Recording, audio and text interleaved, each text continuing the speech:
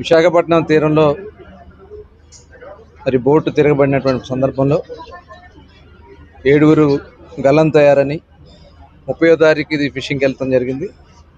4వ తారీఖు ప్రమాదం జరిగిందని సమాచారం రావడం వెంటనే ప్రభుత్వం కూడా అలర్ట్ అయ్యి అందరిని కూడా అప్రమత్తం చేసి కోస్ట్ గార్డ్ వాళ్ళని అలాగే మిగతా ఫిషరీస్ డిపార్ట్మెంట్ అంతా కూడా బాధ్యత తీసుకోవడం, జిల్లా కలెక్టర్ గారు కూడా ఇన్వాల్వ్ అవ్వడం, అలాగే మంత్రులు శాసనసభ్యులు అందరూ కూడా భాగస్వాములు అవడం.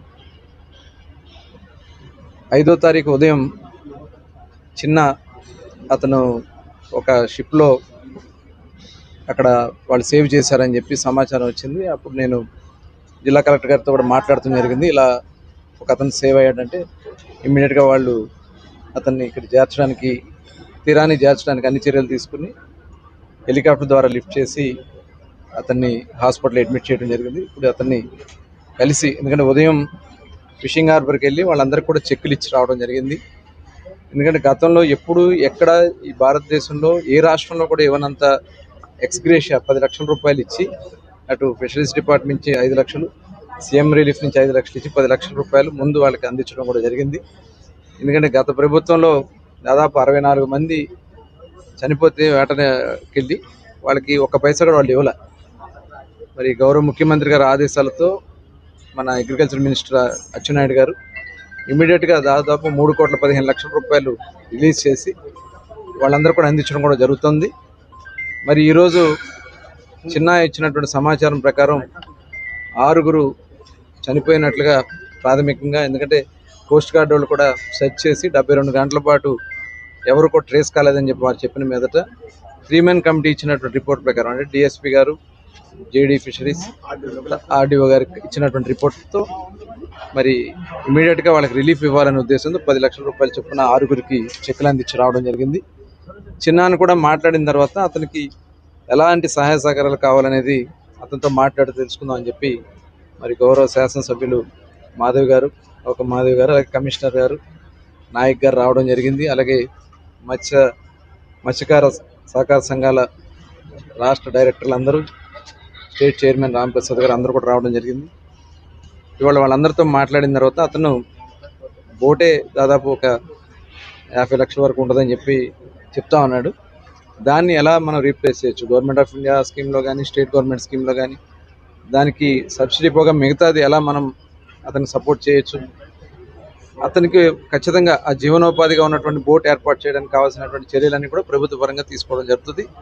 అలాగే తనకు వైద్య సహాయం హాస్పిటల్లో మొత్తం కూడా ఉచితంగా చేయించడం కాకుండా అతను మళ్ళీ సాధారణ స్థితికి వచ్చే వరకు కావాల్సినటువంటి ఆర్థిక సహాయం కూడా ప్రభుత్వ పరంగా ఏర్పాటు చేయడం కూడా జరుగుతుంది. ఎందుకంటే ఇలాంటి ప్రమాదాలు కొంచెం మన జాగ్రత్తగా అప్రమత్తంగా ఉండాల్సినటువంటి అవసరం ఉంది. గతంలో ప్రతి సంవత్సరం కూడా ప్రతి బోట్ని ఇన్స్పెక్ట్ చేసి, ఇన్సూరెన్స్ కంపెనీ నుంచి ప్రైవేట్ సర్వేయర్ వచ్చి మొత్తం కూడా ఇన్స్పెక్ట్ చేసి వాళ్ళకి ఉండాల్సినటువంటి లైఫ్ జాకెట్స్ కానీ, అక్కడ ఉన్న దాంట్లో ఉన్నటువంటి ఇంజిన్ లోడ్ కానీ, బోట్ హల్ యొక్క స్ట్రక్చర్ కానీ మొత్తం కూడా ఇన్స్పెక్ట్ చేసి దానికి లైసెన్స్ని రెన్యూల్ చేయడం జరిగేది. కానీ ఇప్పుడు కొన్ని గతంలో ఇన్సూరెన్స్లో కొన్ని లోపాల వల్ల అవన్నీ కూడా ఆగిపోయినాయి. తిరిగి మళ్ళీ వాటిని జాగ్రత్త చేసి ప్రతి బోటుకి, ఫిషింగ్కి వెళ్ళే ప్రతి బోటుకి, ఎందుకంటే గతంలో మనం అలర్ట్స్ కూడా పెట్టాం, శాటిలైట్ నుంచి చేస్తూ అలర్ట్స్ ఇవ్వడానికి అవి ట్రాన్స్పాండర్స్ ఇచ్చాం. అవన్నీ కూడా నిరుపయోగంగా ఉన్నాయి. వాళ్ళు ఎందుకంటే దాన్ని ఛార్జింగ్ పెట్టుకోవాలి, దాన్ని ఎలా ఉంది ఏంటో ఆన్లో పెట్టుకుని చూసుకుంటే ఇలాంటి ప్రమాదాలు సంభవించినప్పుడు వాళ్ళు ఎక్కడ ట్రేస్ చేయొచ్చు ఇమీడియట్గా, ఎక్కడ ఏ ప్రాంతంలో జరిగింది. ఎందుకంటే అతను బోట్ బయలుదేరే ముందు భార్యకు సమాచారం ఇచ్చాడు, 4:30 కల్లా మేము జెట్టీకి వస్తామని. వాళ్ళు 4:30కి రానప్పుడు వీళ్ళు ఖచ్చితంగా వాళ్ళ ఫోన్ కోసం ట్రై చేస్తారు. ఫోన్ ఏమో ఆగిపోవడం ఏదో జరుగుతుంది. ఇమీడియట్గా దీంట్లో వాళ్ళు చూసుకున్నట్టయితే వాళ్ళు ఎక్కడ ఉంది ప్లేస్ తెలుస్తుంది. నిజంగా వెళ్ళినట్టయితే దాదాపు ఒక అతను అయితే బోట్ కింద పడి చనిపోయాడు, మిగతా 6 సేవ్ అయ్యేవాళ్ళు. కేవలం దానివల్ల జరిగింది. కాబట్టి ఇలాంటి భవిష్యత్తులో జరగకుండా ఫిషరీస్ డిపార్ట్మెంట్ నుంచి కానీ, అలాగే అక్కడ ఉన్నటువంటి కోస్ట్ గార్డ్స్ కూడా మనకున్నారు, వాళ్ళ నుంచి కూడా కొంత సమాచారం రేపు రాబోయే కాలంలో పకడ్బందీ ఏర్పాట్లు చేసుకుని, ఇవాళ ఫిషింగ్ హార్బర్స్ కూడా చాలా నిర్మాణం చేస్తారు, అసంపూర్తిగా చేస్తారు లాస్ట్ గవర్నమెంట్లో. అవన్నీ కూడా కంప్లీట్ చేస్తున్నాం. మొన్న జువెల్ దీనిలో కూడా సమస్య వచ్చింది. ఇప్పుడు దాన్ని కూడా ఎలా మెయింటైన్ చేయాలనే దానికోసం కూడా ఇవాళ డిస్కషన్స్ జరుగుతున్నాయి. జువలదిని కానీ, మచిలీపట్నం కానీ, నిజాంపట్నం కానీ, అట్లాగే మన పిఠాపురంలో, అక్కడ ఉప్పాడలో కానీ, ఇవన్నీ కూడా ఇప్పుడు పరిశీలన చేస్తున్నాం. డెఫినెట్గా ఇప్పుడు మరి మాధవి గారు ఎమ్మెల్యే గారు అడిగినట్లుగా అక్కడ కూడా అవసరం ఉంటుంది. దాన్ని ఎలా వెళ్ళాలనేది తప్పకుండా భవిష్యత్తులో కార్యాచరణ చేసుకుని ఫిషర్మ్యాన్ సేఫ్టీ కూడా తప్పకుండా దృష్టిలో పెట్టుకుంటామని చెప్పి తెలియజేస్తాం. 3 రోజుల కిందట చాలా బాధాకరమైన సంఘటన అయింది. ఒక బోటు ఈ తుఫాను తాకిడికి గల్లంతయ్యి అందులో ప్రయాణిస్తున్న 7 మత్స్యకారులు ఒకళ్ళే మనకి సర్వైవ్ అయ్యి దొరకడం జరిగింది. 6 గల్లంతయ్యారు. ఇప్పటికి కూడా ఇంకా ఏమీ ఆచూకీ లభించలేదు. వీళ్ళందరూ ఒకళ్ళైతే భీమిలి ప్రాంతానికి చెందిన వాళ్ళైతే మిగిలిన 6 కూడా మా నియోజకవర్గం, నెల్లిమర్ల నియోజకవర్గం ముక్కాం గ్రామానికి చెందిన వాళ్ళు అవ్వడం ఇంకా ఆ బాధని ఇంకా పెంచుతున్నది. ఖచ్చితంగా ఎన్డీఏ కూటమి ప్రభుత్వం, ముఖ్యమంత్రి చంద్రబాబు నాయుడు గారు, ఉప ముఖ్యమంత్రి పవన్ కళ్యాణ్ గారు, అలాగే మన మత్స్యశాఖ మార్చులు అచ్చెన్నాయుడు గారు, అలాగే మన కొల్లు రవీంద్ర గారు గనుల శాఖ మార్చులు అందరూ కూడా ఈరోజు వాళ్ళ ఆచూకీ కోసం ఎంతో గాలింపు చర్యలు చేయడం జరిగింది. హోమ్ మినిస్టర్ గారు కూడా దాని మీద ఫాలోఅప్ చేశారు.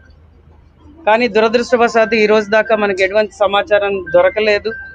మనకి మరి సర్వైవ్ అయిన అతను చెప్తున్న దాని ప్రకారం ఇంకా వాళ్ళందరూ కూడా కనిపించడం కష్టమని అతను చెప్పడం జరుగుతున్నది. ఒకళ్ళైతే ఇమీడియట్గా బోటు కింద పడి చనిపోయారని కూడా ఆయనే ధృవీకరిస్తున్నాడు. కాబట్టి ఈరోజు ప్రభుత్వం వెంటనే స్పందించి, కమిషనర్ గారు కూడా వచ్చారు, ఫిషరీస్ కమిషనర్ గారు. సో ప్రభుత్వం వెంటనే స్పందించి ప్రతి కుటుంబానికి కూడా 10 లక్షలు చెప్పిన 6 కుటుంబాలకి 60 లక్షలు ఇవ్వడం జరిగింది. పూర్తి స్థాయిలో అతనికి వైద్య సదుపాయాలు ఈరోజు అందిస్తున్నాం. అలాగే కొన్ని ఖర్చుల నిమిత్తం కూడా కొంచెం అతనికి డబ్బులు ఇవ్వడం జరుగుతున్నది. బోటుకు కూడా అతనికి కొంత న్యాయం జరిగేటట్టు ప్రభుత్వం చర్యలు తీసుకుంటుందని కూడా దాని మీద కూలంకషంగా మనం చూడడం జరుగుతున్నది. ఈ మత్స్యకారుల జీవన విధానం మారాలంటే వాళ్ళందరూ కోరుకుంటున్నది ఒకటే, మా నియోజకవర్గంలో సుమారు 28 కిలోమీటర్ల తీర ప్రాంతం ఉంది. అక్కడ ఒక మన హార్బర్ కావాలని ఆల్రెడీ దాని మీద మనం ఒక నివేదికని అందించున్నాం గవర్నమెంట్ సానుకూలంగా దాని మీద స్పందించడం కూడా జరుగుతున్నది. కాబట్టి ఎన్డీఏ కూటమి ప్రభుత్వం ద్వారానే మత్స్యకారులకు న్యాయం జరుగుతుందని మత్స్యకారులు కూడా చాలా గాఢంగా ఈరోజు నమ్ముతున్నారు. కాబట్టి వాళ్ళకి ఎప్పుడూ కూడా ప్రజాప్రతినిధులుగా మేము అండగా ఉంటామని చెప్పడం కూడా జరుగుతున్నది. జై ఎన్డీఏ.